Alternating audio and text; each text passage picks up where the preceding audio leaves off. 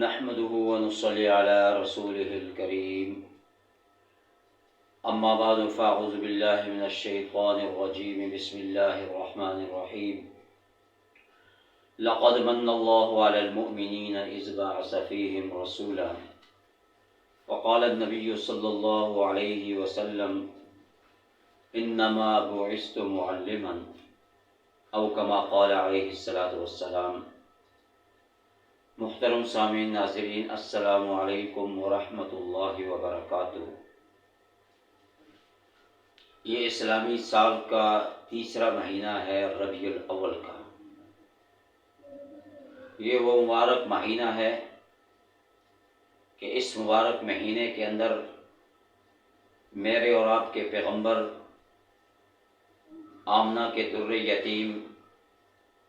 امام الانبیاء فخر الرسول صلی اللہ علیہ وسلم کی ولادت باسعادت ہوئی،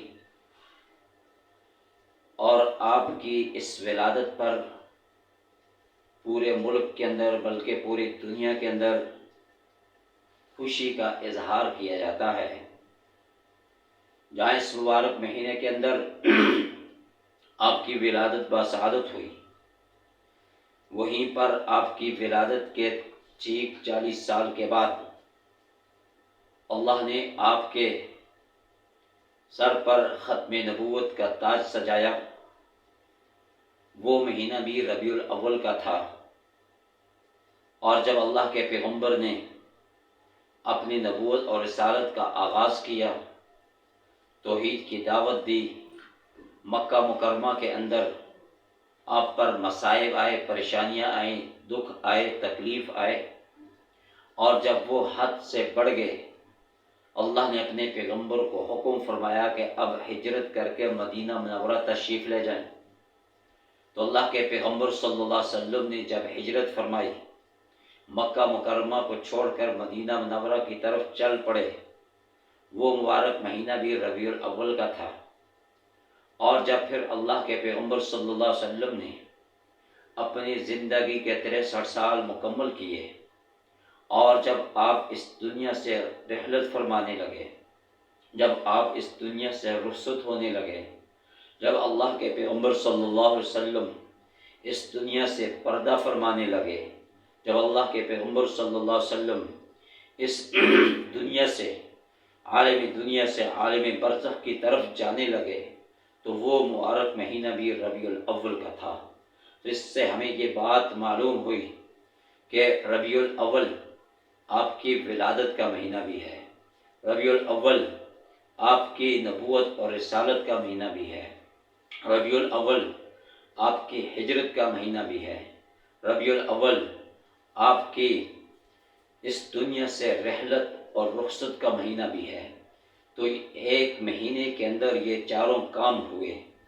جہاں آپ کی ولادت باسعادت ہوئی، اس سے ہمیں کیا، ان 4 چیزوں سے ہمیں کیا درس ملتا ہے، کیا سبق ملتا ہے اس امت کو؟ تو آپ کی ولادت باسعادت سے اس امت کو بلکہ نسل انسانیت کو آزادی ملی ہے، نسل انسانیت کو حریت ملی ہے، نسل انسانیت کو غلامی سے نجات ملی ہے۔ آپ کی ولادت باسعادت سے اس امت کو آزادی نصیب ہوئی، اس انسانیت کو آزادی نصیب ہوئی، اور آپ کی اس نبوت سے، رسالت سے، آپ کی وجہ سے اس امت کو قرآن ملا، اس امت کو شریعت ملی، اس امت کو ہدایت ملی۔ آپ کی رسالت کی برکت سے اس امت کو اعمال ملے، آپ کی رسالت کی برکت سے اس امت کو اعلیٰ اخلاق ملے، آپ کی رسالت کی برکت سے اس امت کو احکام ملے، آپ کی رسالت کی برکت سے اس امت کو نماز جیسی عظیم تحفہ ملا، آپ کی رسالت کی برکت سے اس امت کو حج اور عمرے نصیب ہوئے، آپ کی رسالت اور نبوت کی برکت سے اس امت کے لیے شریعت اور احکام نازل ہوئے، اور آپ کی رحمت للعالمین کی وجہ سے اس امت کو رحمت للعالمین اس امت کے حصے میں آیا، اور یہ امت تمام امتوں سے اعلیٰ اور افضل قرار دی گئی۔ تو آپ کے تیسرے نمبر پر فرمایا، آپ کی ہجرت کی وجہ سے اس امت کو جہاد نصیب ہوا، آپ کی ہجرت کی وجہ سے اس امت کے حصے میں انقلاب آیا، آپ کے ہجرت کی وجہ سے اس امت کو نصرت جیسا عظیم تحفہ ملا، آپ کے ہجرت کی وجہ سے انصار مدینہ نے قربانی اور اثار کے پیش کیا۔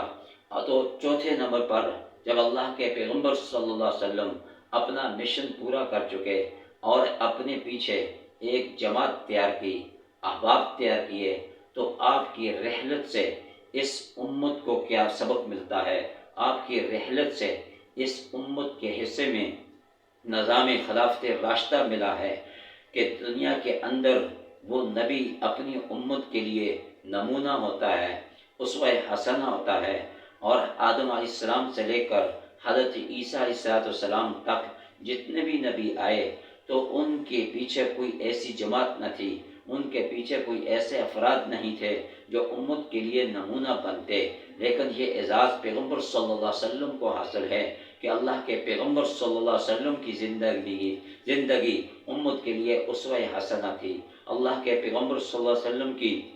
زندگی امت کے لیے نمونہ تھی، اور آپ جو جماعت چھوڑ کر گئے اور اس جماعت کی قیادت جب خلفائے راشدین نے کی تو وہ خلفائے راشدین بھی اس امت کے لیے نمونہ بن گئے، اور آپ نے رحلت سے پہلے ارشاد فرمایا علیکم بسنتی وسنت الخلفاء الراشدین المہدیین، فرمایا کہ لوگوں کہ تم پر میری اور میرے خلفائے راشدین کی سنت لازم ہے، اگر تم میرے اسوہ حسنہ پہ چلنا چاہتے ہو، اگر تم میرے نمونے پہ چلنا چاہتے ہو تو پھر میرے صحابہ اور بالخصوص حضرات خلفائے راشدین کے اسوہ حسنہ پہ چلو گے، ان کی سنت پر عمل کرو گے تو تم نجات پاؤ گے۔ تو اس مبارک مہینے کے اندر پیغمبر صلی اللہ علیہ وسلم کی ولادت خوشی ہے،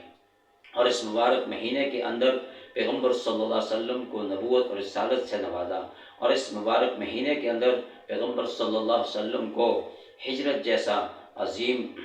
یہ حصہ نصیب میں آیا اس امت کے، اور پیغمبر صلی اللہ علیہ وسلم کی رحلت کی وجہ سے اس امت کے لیے خلفائے راشدین کا اسوہ حسنہ اس امت کو عطا کیا گیا۔ تو دعا فرمائیں کہ اللہ تعالی ہم سب کو جو کچھ کہا سنا اس پر عمل کرنے کی توفیق عطا فرمائے۔ وآخر دعوانا ان الحمد للہ رب العالمین۔